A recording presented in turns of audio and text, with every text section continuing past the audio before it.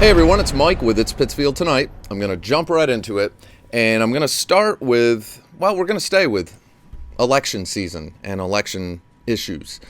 So, there's a couple big ones that I really want to talk about. And the first one, I'm going to start with the situation in Ward 4. And for those of you, I'm sure you're going to know what I'm talking about. It's the cell tower. And I'll do a quick recap for the few of you that might not be aware of this situation. But it's been going on for well over a year now.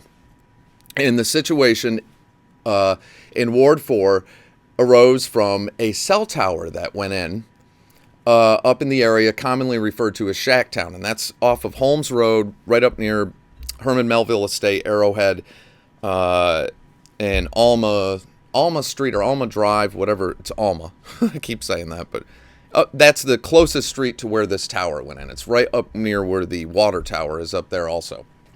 So what happened was the residents in that neighborhood basically one morning looked out their windows and said, what are all these trucks doing coming through here? And they came through, they went up near where the water tower is, and they just knocked their way down and made an illegal access road and started building this cell tower that nobody knew about. And the reason nobody knew about it is because the address, okay, the parcel of land it's on is about 60 acres, I believe. And the address that it's listed with is 855 South Street. So the tower is here on the Holmes Road side, but the address is all the way down here on South Street where there are mailboxes. So that's why people didn't know.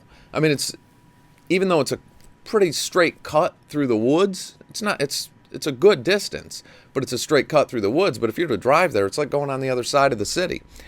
So that's why no one knew of it. The cell tower, the company that put it there, they did go through the ZBA. They did everything right, but the way our regulations and rules are set up, abutters within 300 feet of that had to be notified, which did happen, but nobody informed anybody else that was right there. I mean, this tower is that close to them. It's a few hundred feet. It's just over the 300-foot boundary from looking at it. I mean, I've been there multiple times. So that's what happened, and that's why there's been a huge issue with this. And this tower is in the middle of that neighborhood. So the city never did anything about it. The residents were just going bonkers up there because they didn't want this. And they're like, hey, some of us just bought this house. Nobody told me they were going to construct a giant tower near my house. Nobody knew anything about it. So Courtney Gilardi, who many of you probably know now, one of the residents up there, and she is a candidate for Ward 4 City Council right now, and I believe she still is. I hope she is. Courtney spearheaded this movement to try to, hey, we got to get this stopped. She did bring enough attention to stop the illegal access road and got the city involved, and that was a battle because they'd block it, the city would block it, and the people went in anyways. The city would put trucks up there, they went around them. Finally, the city had to really get involved. So that part alone was a nightmare. The fight started way back then. And then, of course, after the tower went up, now you have people in that area complaining of health effects from this. So it's a whole new issue has stemmed from this. And Courtney Gilardi has begged and pleaded for help for over a year. And what makes me mad is because now the city councilors, all of them want to get involved now. All of a sudden, Councilor Lampiazzi said, we've got to do something. And, all these other councilors, she's the one, I remember her saying that a couple meetings ago. And I thought, come on. Courtney Gilardi was calling and begging every single one of you, begging City Hall, begging the health department, begging everyone. We've all heard her in the open comment section at the beginning of every city council meeting.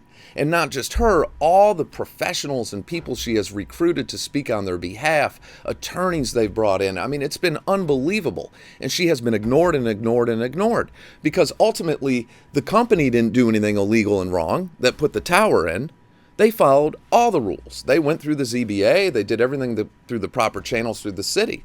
It was the city who failed these residents and continues to.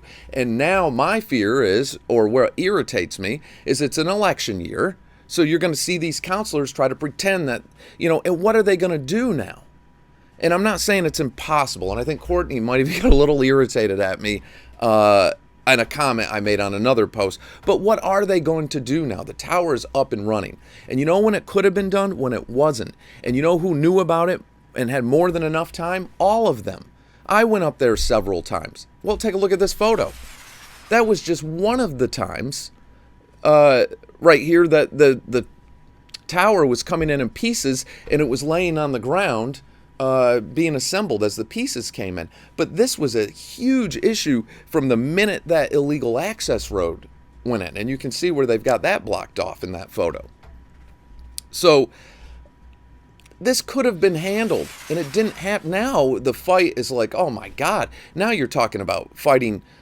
You know, you've got to get the FCC involved. You've got to prove that these cell towers are causing illnesses. And I'm not saying that's impossible. Someone mentioned to me that a public school that had a cell tower that they were able to take down. That's a different scenario. That tower's on public property. It's funded by taxpayers. That's not the scenario with this one. I believe that's on their own land. They own that land. So it's a complete different scenario. And I'm not saying it's impossible, but the council failed them on that. And I couldn't continue to cover that as much as I wanted to last summer, because in the middle of all that, the abrupt closing of the St. Joe's shelter, emergency shelter for those in homelessness, happened.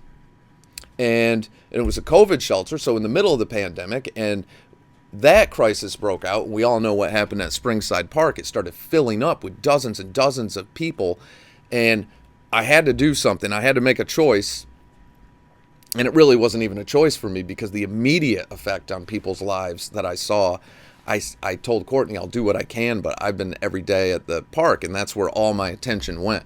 I wish I could have stayed more on that cell tower. I know John Kroll has picked it up quite a few times, and it's kind of a personal issue for him, because I believe he's right in that area, and he grew up in that area. So there are other people giving it attention, but I want to make sure it gets as much as possible.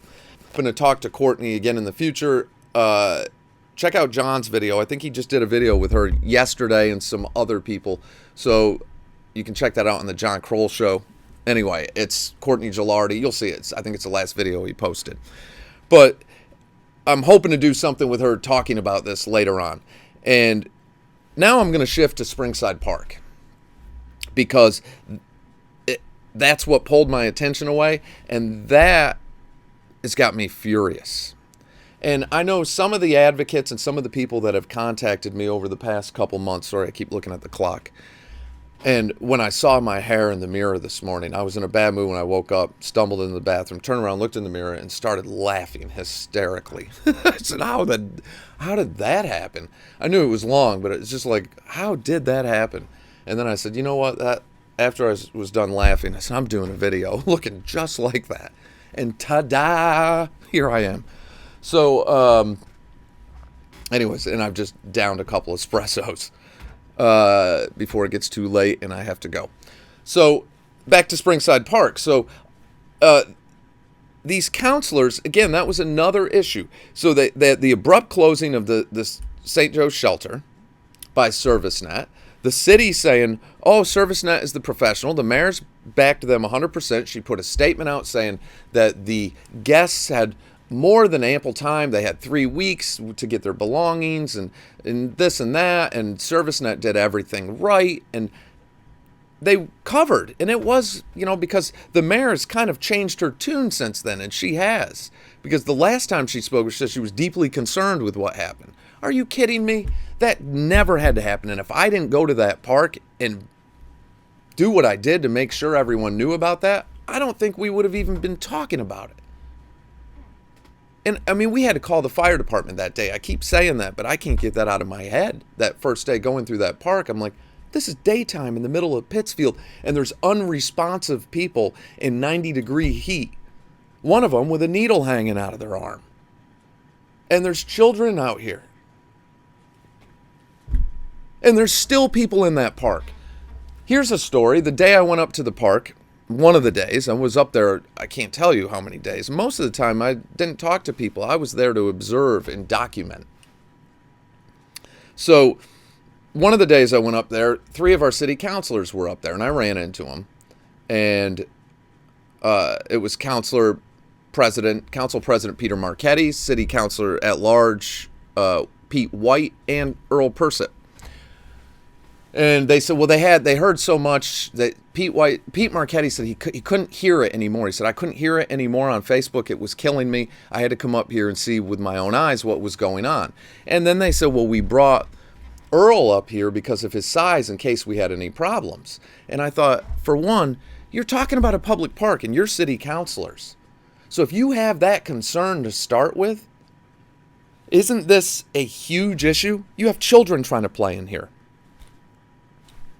So if they needed protection, or they were even worried about the possibility of that, come on. So they saw it with their own eyes, and they also saw me be threatened by one of the people I'm trying to help, because you had people in there that had issues, whether it be substance, mental health. Not all of them, but you had a lot of them that did. And I was trying to help them. But when you're dealing with people like that, and you can't 100% blame them, they didn't belong in that situation. The city is who was to blame. But one of them threatened me, physically threatened me, right in front of the counselors. Said he would take my camera off me and smash it into pieces. It didn't bother me, and it didn't scare me at all. I'm more than capable of handling myself, but I'm glad that they saw that. I'm glad that they saw that themselves. But nothing was done. So this circus of politicians coming through there happened, and I tried to give all of them the benefit of the doubt. Anything they asked me, I tried to give them the benefit of the doubt. If they asked me to say, hey, don't let anyone know we're up here yet because we're observing, I didn't. I waited for the mayor to go there. I waited for other people to go there. When the DA went there with Joe Kennedy, I waited and hoped they were going to come back and do something. Councilor Cohen, Councilor Lampiazzi, and Councilor White were there again that day, but they were there to support Joe Kennedy.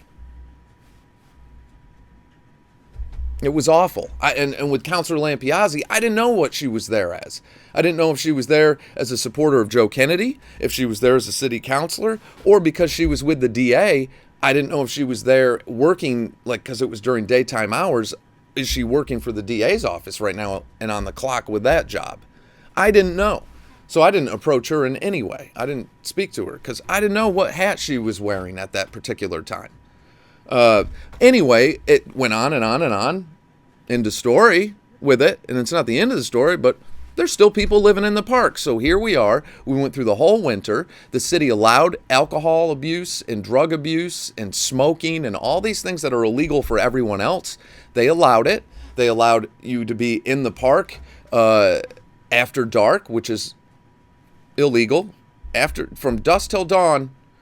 That's the rules. You can't be in the city parks at night, no matter who you are. You can be kicked out or arrested for trespassing. We allowed so much by not opening the shelter and the problems that were occurring in there. And the Parks Department again told them, hey, if you're going to drink in here, don't put your beers and drinks up on the table. Do me a favor and keep it low. And then brought them an ashtray and brought them a place to put their needles. That was responsible. That was the mayor and everybody. I don't care. And the fact that people are still living in that park, how do you do that to the residents of the neighborhood? And how do you do that to human beings? How someone didn't die in there through the winter, and it came close a couple times. There was a carbon monoxide incident with them using a generator, which landed 2 of them in the emergency room. There was other incidents up there. How can we allow that to happen? We are not doing these people any favors. We're not doing the residents any favors. They're talking about building a bike course for kids or something in there. The amount of garbage in there, you're going to need dump trucks to take that out now. From what I saw a row. It was like tarps and stuff. I couldn't believe it. What are they going to build a house in there? There was so much trash in there. And where is the human waste going in the middle of a pandemic? In our park, failure on the city. Failure. Sorry, failure on the council. This should be talked about. And before I completely run out of time, Councilor Mafuccio, when he brought up a couple meetings ago that what was going on at ServiceNet, because a reason that we were told by a lot of these people in homelessness, or that are homeless, and I'm going to call it what it is, I was homeless. I spent a few years as a kid on the streets homeless. So I know we have to say everything politically correct now. One of our counselors said something so dumb, it made me laugh. They said houseless. And I thought, oh my God. A house is a type of structure. You can live in an apartment, make $150,000 a year, and drive a Ferrari and still be houseless. It's a type of structure. A home is... Jesus. So anyway, where was I? I just sidetracked myself. I was talking about the counselor, talking about that they knew, talking about that they failed, which they ultimately did. The fact that we still have people in that park, the fact that we're still dealing with this, the fact that now we're talking a bike track in there and talking other activities, the fact that the residents are still dealing with this, the fact that we're in a pandemic and human waste is going in there, the fact that Jim McGrath from the Parks Department came out and said December 1st is the deadline and you're out of here. What was that, a scare tactic? Help these people. Get them out of there. I don't care at this point if the city's got to pay to put them in a hotel or an apartment. You can't leave. It's just amazing they spent the winter in there and almost died a couple times. That makes the city look so bad. So all this is important. I go on and on and on with this, which I'm back on this. But again, I was talking about with Councilor Mafuccio, and I'm sorry because I am going to run out of time. When he brought up at that meeting allegations of prostitution going on after the shelter reopened a few months ago. Allegations of prostitution going on in there between employees and guests. And this came out at the council meeting. We were told that the police department and the attorney general's office, it was going to be referred to them. There would be investigations. Where are we? That's some serious stuff. Not a peep, not a word. And if you can't tell us what's happening, tell us it's still happening. Let the public know. That was some serious stuff to come out. The whole thing is a nightmare. So I will be back on all of that. I was just waiting for the city to do something and they didn't. And I'm not going to let them use either of these big issues as tools to try to get reelected for something. People got to pay attention to the issues and we have to get them solved. So rumor is we've got new candidates that are going to be popping up in Ward 1, a few more at large, Ward 2. There's more coming and I'll update everybody on that. And hopefully that's very soon. And I'm excited. Some of the names I heard I'm really excited about. So I can't wait, but I can't say anything till it's verified and absolute. So that is it for now. I'll try to get another video out Wednesday morning, and it's going to be cooler and rainy. But pay attention to your candidates. Pay attention to everything going on in the city. We need to. Now is the time more than ever. Pittsfield's got really good days ahead of it, and we got to do things right, and we got to get the right people on that council to make sure of that. So again, that's it for now. This turned out to be a long video. Haircuts, not for me. I'll catch you all Wednesday.